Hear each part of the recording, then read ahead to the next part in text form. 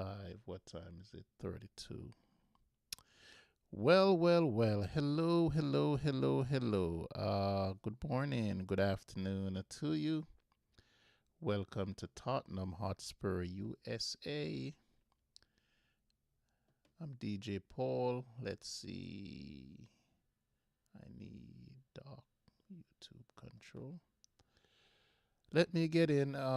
What's up? What's going on, peeps? Let me get all my things together here. Let me bring up my reference to what's going on.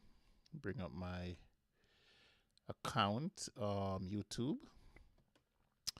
And then we are going to get into a bit of discussion as it relates to Tottnam. I hope. That's the only reason why I'm here, is to talk about Tottnam, obviously. And what's going on with Spurs at the moment. I have been trying to, yes, I was behind the screen there. Welcome once again to Tottnam Hotspur, USA. I am DJ Paul, and just going through my setup here. And what is my subject today? What do I want to talk about? I'm trying to get into my cadences here, just fixing a few things. As you might have known, I've done a few test runs over the weekend, and now I'm trying to ensure that my videos are up to standard for broadcast. Well, let me see cancel that. I'm playing around with certain features. Cancel that. And then we can get into a discussion, if we may, as far as Tottnam is concerned. So let me close a few windows here. And I'm not saying anything because there is nothing to say based on what I am here to talk about. And I'm just shooting the breeze until I get to where I need to be. There's a delay that I need to fix. I'm not sure if it is the transition of the frames to YouTube that will allow me to do that. But hello, welcome once again to Tottnam Hotspur, USA. I'm DJ Paul. And today, there's some things that I want to actually talk about that I feel a little passionate about. Over the years, we continue to talk about managers that have been backed and not been backed, even for, I think I'm doing the same thing like everyone else, is just reaching back into the mud. But just to clarify what I'm saying is, managers are always going to want a little bit more. And so as we look through each manager's profile, each manager that came and went, and they're gone, it always come back down to, we never actually support the manager via the kind of players profile that they need. And I don't totally subscribe to that. I don't believe that also we have not done that. I think once the results on the pitch is not there, we reach out to that.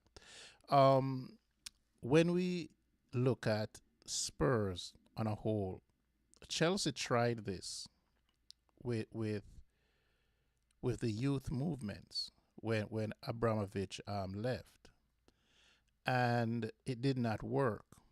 And I think when you look across the spectrum, when you look across the board, I would want to think that every owner, every director of football will look to see what actually worked. And for us, it was a matter of let's support the manager, give him what he wants, give him what he's asking for. And I think that is the way that we should always be. And that's the way to go. And why I say this, just to go a couple of years back, I think of all the managers, we could look out there and we could see that Ange got the financial backing. There were times when we spent a lot of money, but it did not equate to giving the managers the useful players that they need. And we can go on and talk about whether or not we replace Del Ali and Dembele, Ericsson. And I did that already. I spoke about that at length, that we're so sentimental that we cannot see that all the players that we're talking about, it's only Bale, Modric, Berbatov, Sol Campbell were the players that actually left while they were in their prime. Harry Kane later on became the last one. And so we got the full mileage out of Ericsson, Alderweireld, Vertonghen. Kyle Walker left in his prime. Danny Rose was on his way down as well with all the injuries and not getting along with Jose Mourinho. And so when we're talking about replacement, Dembele for crying out loud was couldn't play twice a week. And then the last part he had that nasty ankle injuries. And so in the conversation, we tend to forget some of the actual things that are happening. It's not like we sold Dembele, when he was in his prime. We sold Dembele when he was going down. Did we actually replace him? No, we tried with Tanguy, but I think Jose, did not do Tanguy anything. And sometimes a manager of his caliber can really mess up a player. That is my opinion. I'm not going to dig back into that. If there's a discussion to be had at length somewhere else, I will have that discussion. But we keep looking at it. And one of the things that I would notice, I'm not sure if I posted this, so I think I can revisit it, is that when you look at the performance on the pitch, it has a direct correlation to the type of players that the back room is bringing in. And so we need to get that changed. We're not having football people. Or now we claim, back then we did not have football people, in my opinion. And there's something significant about that with Daniel Levy, Lewis, family taking over Tottnam Hotspur. And one of the things that I think got lost in the whole shuffle is the ownership of the club and the day-to-day running of the club. And what we had was a chairman who is intimately involved in the day-to-day operation of the club, the buying, the selling, at least to us, the hiring of the back room, being also the managing director of the board of directors.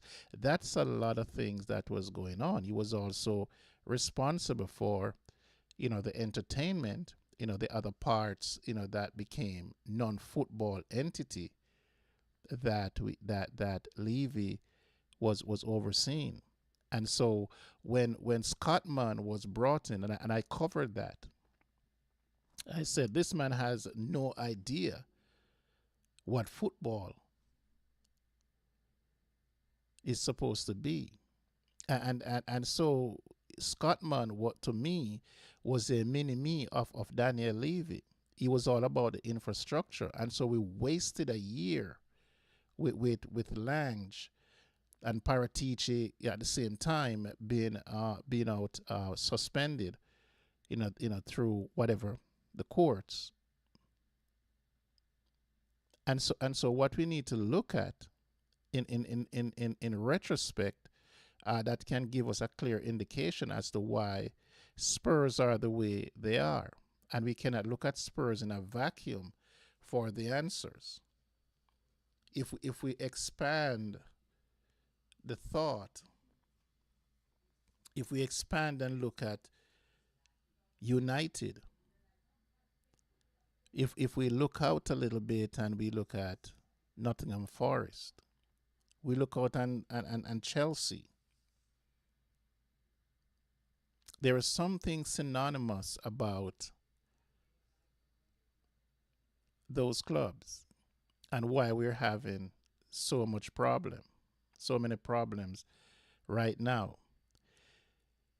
Nottingham Forest, as intimate owner, is right on top of what's going on. Man United wanted the Glazers out, and they brought in Radcliffe. Radcliffe is basically part of the day-to-day operations of the club, keeping score here. Dysfunction. Chelsea, even though they're rich, have the money, and buying players left, right, and center, synonymous. They have a man who is involved that has no football pretty much experience to run a massive club. So we're again talking about running the club like as a financial entity. The profits comes first. The returns on the sale comes first, and we're seeing that. Come over to Spurs. Daniel Levy, part owner of the club, intimately involved in the day-to-day operations of the club. What can go wrong there? What is going wrong there? So when you have owners, we have individual owners who are not conglomerate, even though the Fenway Group with Henry runs or owns Liverpool or whatever portion of Liverpool they have. You don't hear about them. If things start to go south, then maybe. But for now, they're cool. We hear about the Cronkies when Arsenal was not doing well. It's always the owners.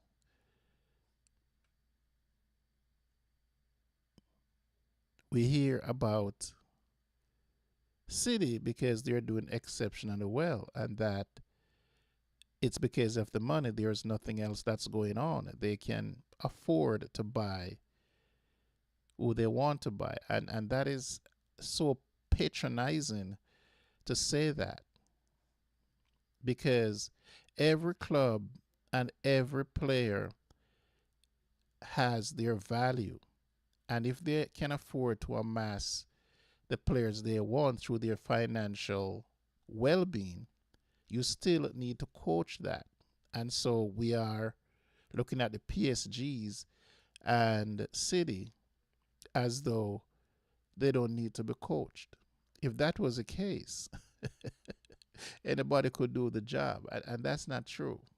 I think the managers are great.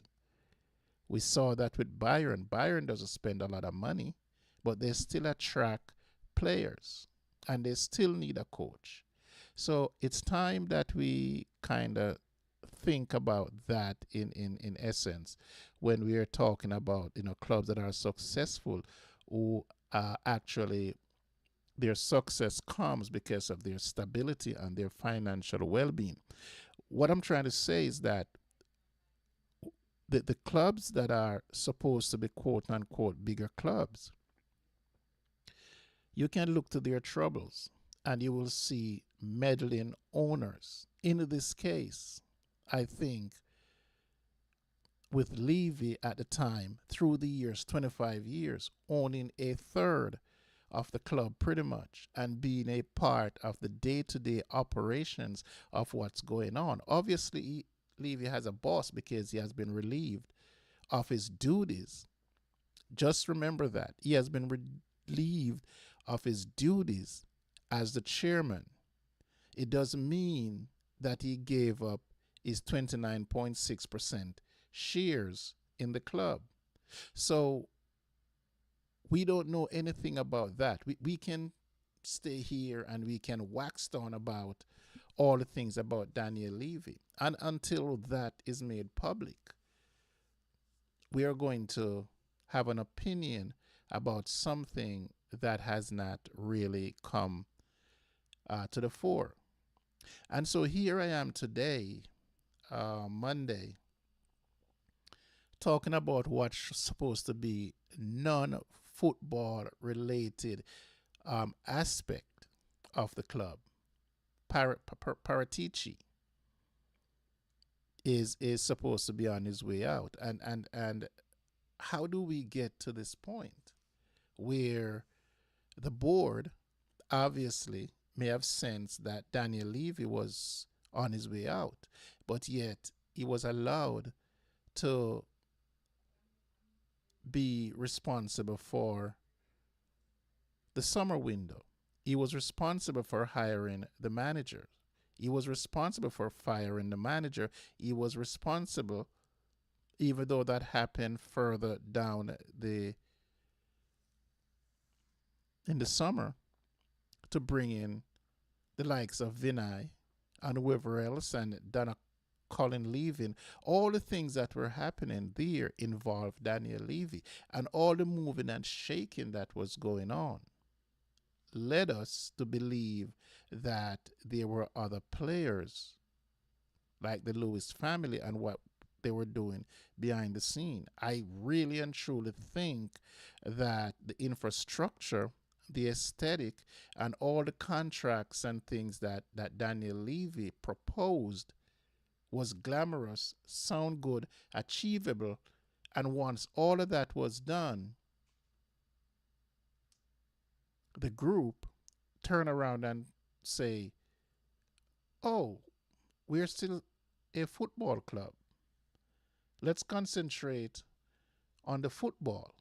And so if we think Daniel Levy is incompetent when it comes to the football, then we have our stadium. We have our $1 billion stadium. We have our contracts with the NFL and boxing and concerts and go-kart racing. Has nothing to do with the product on the football pitch. We have all of that, and Levy oversaw all of that. I'm giving Levy his flowers from a different angle, to be honest with you. The stability of the club overseen during his tenure. We have not won nearly enough. We have not been competitive enough. But what he did do is take us with everything that we're going through, all the poor investment in players of lesser quality. He was able to move us from a mid-table team where we are now to being in the upper echelon of the Premier League. And that happens over a 13, 14-year period. We can't just discount that. We can't just throw that away. So we knew that there are ways to get to where we need to be. We know that. It has been proven that some amount of investment and a good manager, as in Pochettino, will be able to take the club where it needs to be. And how do we get back to that without regurgitating the same thing over and over and over again. It means the likes of Paratici needs to go because his interest is elsewhere. But here we are with another director of football, just in the mold of Daniel Levy. We know that he wants to go, as in the board, but yet he's asked to stay on. And so when we start comparing where Spurs are to the team that is going through, we shouldn't be really involved with that. If he wants to go to a second division club where he thinks it's viable for him, that's his personal decision. I don't think it should reflect in any way on Spurs where he goes from here. If he'd rather be in Italy, then he has to find employment there. And that's okay, that's fine. If he's going to Fiorentina, who is struggling to stay up, and that's his choice, that should have zero bearing on whether or not Spurs is a good club or attractive enough. If the heart is not there, then you can keep the body and hoping to get success from the body. And so this old Paratici yardstick or whip to beat Tottenham over the head is to me, we just need to shelf that. Let him go through the window because we already decided that that's going to happen. And while we're doing that, I'm hoping that we're looking at Lange and he's going to go at the end of the window as well. We can't take Lange and McKenzie, not both, to the summer window. It's absolutely unattainable for us to take Lange once again to another window. He's useless. He's absolutely useless. I don't know the much heralded Mackenzie and his scouting staff, what they're doing. I don't subscribe to why aren't the owners talking to us. I don't want them talking to me. They don't have to talk to me. They're not obligated to talk to me. You would hope out of courtesy they will. But the manager and the director of football are the face of every franchise. Don't get that twisted. Not even the owner. The owners, by their action, like the Forest owner, and their deeds overshadow the message, whether good or bad, of the director of football and the manager. I don't want my owner talking to me. I don't need my owner talking to me. So this narrative that should come out and speak up about what? We're a football club, and the director of football spends the money, give the manager what he wants, and if he's not getting that, then I don't need the owner talking to me. What the owner needs to do is replace them with better. That's how we talk to you. How you represent the club is important, not what you come and you say. So that's one narrative that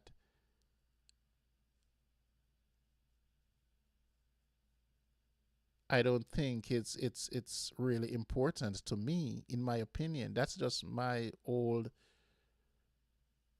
aged opinion.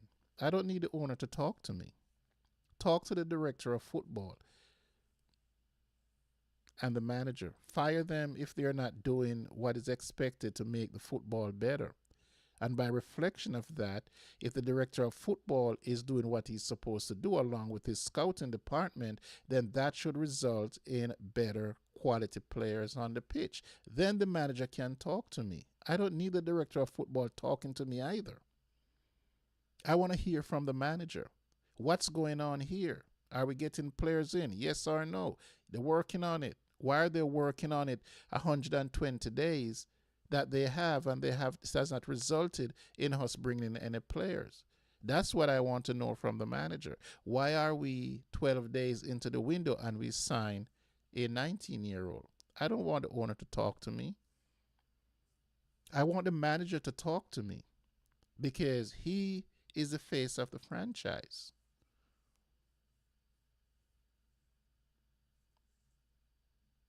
That's just my position. And so for us who are clamoring, Enoch needs to, no. He doesn't need to talk to me. I don't want him talking to me. I want the manager to talk to me. And the captain of the club when we need something to be said. If we're going in a structural different direction, then that's not the manager's responsibility. Then we can talk about the chairman. And the chairman gives that directive. I don't need him talking to me every day and telling me anything about players coming and players going. Show me. You sell Brennan Johnson. We are struggling. Bring me a player. That's how you talk. That's the language. That's the communication. So I'm not clamoring for the manager to be fired, but I would like to know that he's representing everything that we cannot see. And if he cannot answer to it, then I don't think he's up for the task. It's not just about rolling out the 11 on match day. It's part of his responsibility to communicate with us. I don't need my manager telling me he's doing his best. But look at the bright side. We're 14th. We lost 22 games and we finished 17th. I don't need my manager telling me and reminding me of that. You get paid to make sure that we do not lose 22 games and finish 17th. That is why the guy who was here before you is not here anymore. Very simple for me. Am I going to come here every day and talk about Paratici and the back room and eating? Absolutely not, because it does no good. It's wasted effort. But one of the things in the window, though, terminology is a hell of a thing. And so we grasp at everything that comes our way. And I personally like Conor Gallagher just shifting the conversation from, and I'll be maybe next 10 minutes or probably less, I will, wrap this up, is Aston Villa is in for Conor Gallagher. It has been reported, it has been said that Spurs are also in for Conor Gallagher. What's my take on that?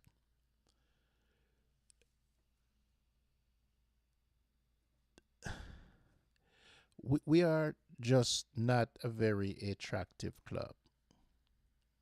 We are not an attractive club. We are a big club, just like Man United is a big club. And when I use other clubs, I'm not using them to compare what they have achieved versus Spurs. But United are struggling,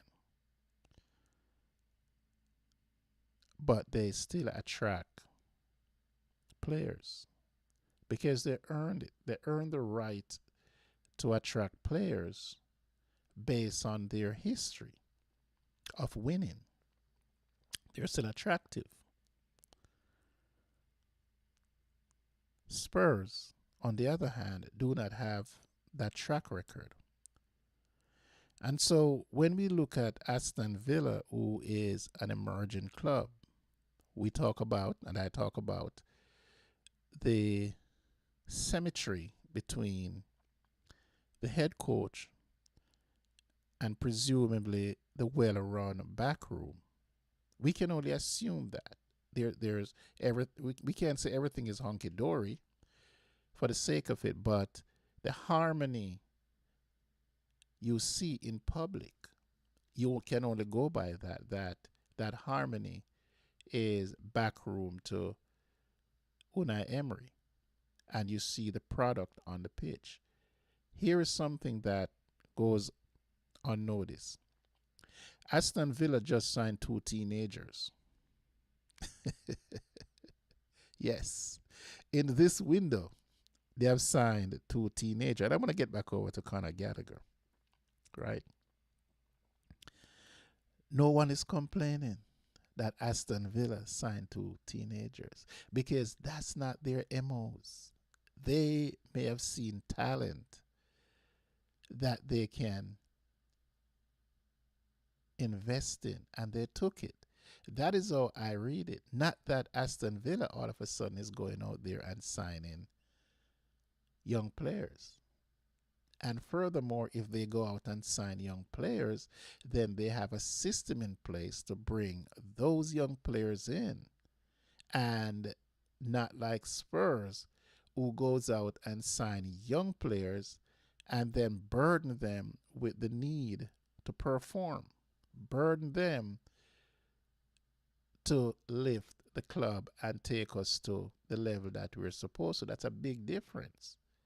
You have the likes of John McGinn there, senior pro, can guide him. As much as we don't like Matty Cash,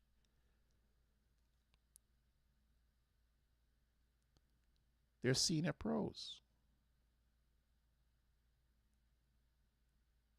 who can guide the young players. Who do we have? We have 5 youngsters and no one around to guide them. So it makes a whole lot of difference to what they're doing versus us. We have a problem in the midfield. And I'm slowly getting back to Conor Gallagher because that's where we are.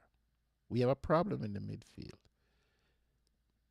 Even though signing this kid for a body, Souza, will allow us to move Spence over to the right. Is it a problem solved?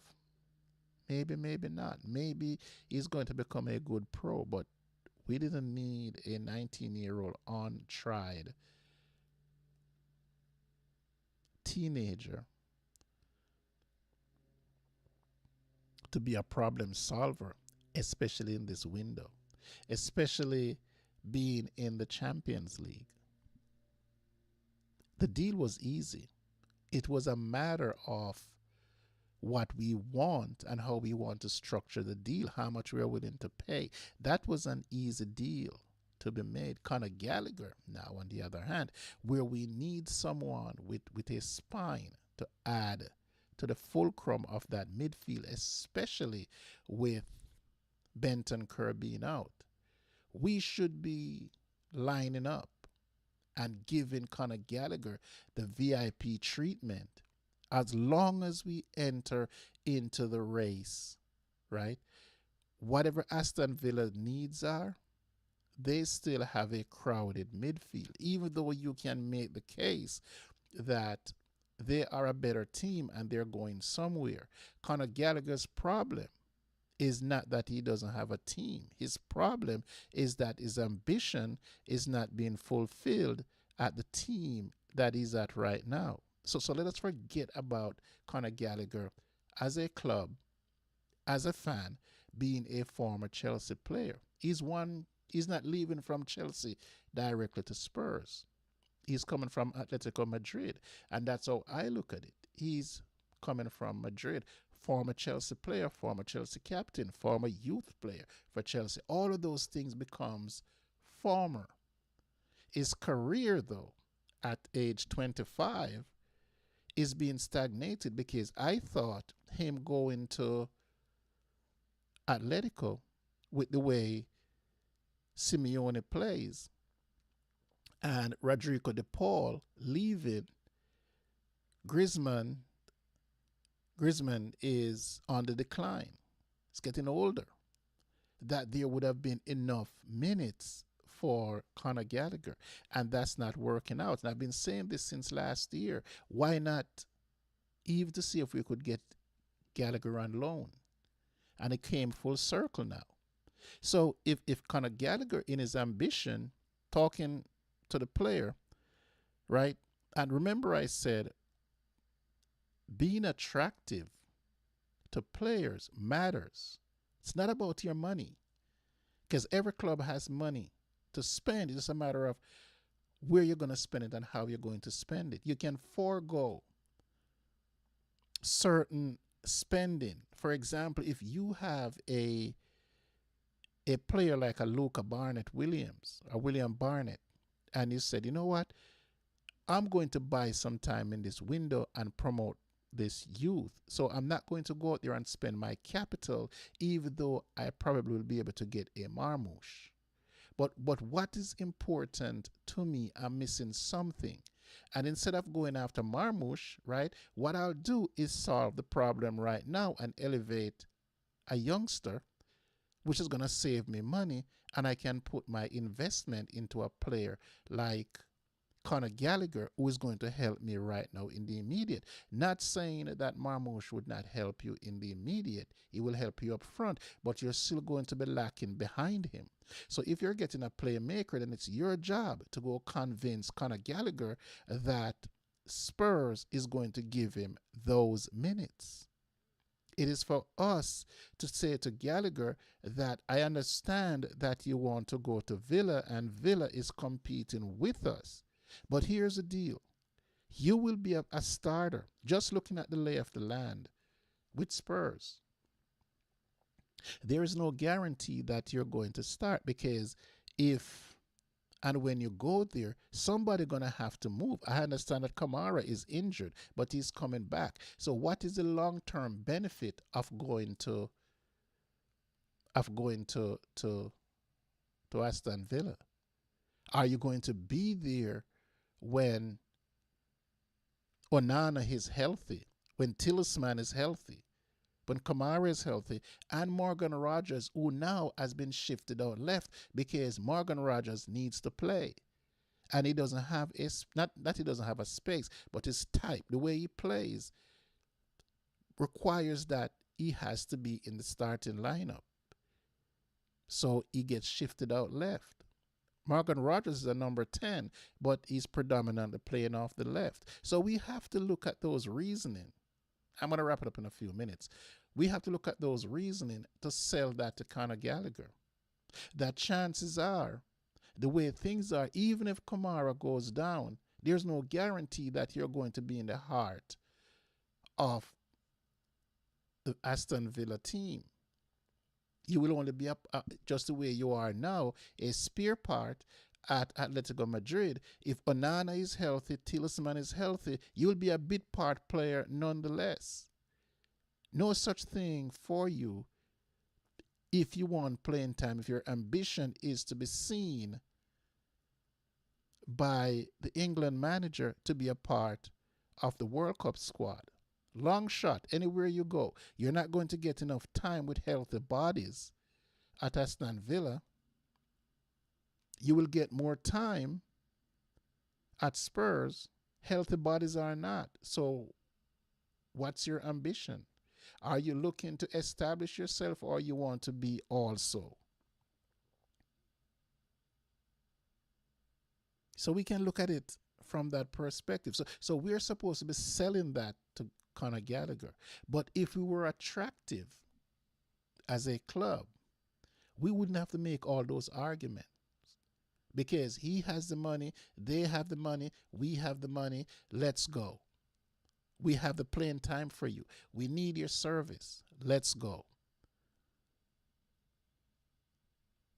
Yeah, so because we're not an attractive club, we have to end up where Aston Villa needs the player. They never need that player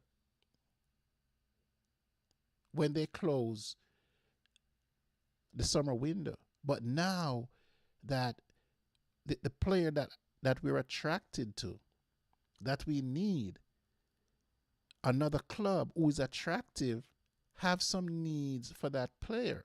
And therefore, once they come in, what is going to happen? We back up again, because we don't have that attractiveness to say a player would want to come without hesitation to Spurs. And so we have to look at those factors. We have to look at all the factors when we are recruiting players. We still have to look for the quality. We can look back at Semenyo. Man City, Arsenal, Liverpool, none of them have a need for Semenyo when the window closes last year. We did. Arsenal, partway, didn't have a need for Eza when the window was open. But football and things happen, and that need develop. We don't have a chance once certain clubs have the same need as us for a certain quality player in a certain price point. So we have to change all of that.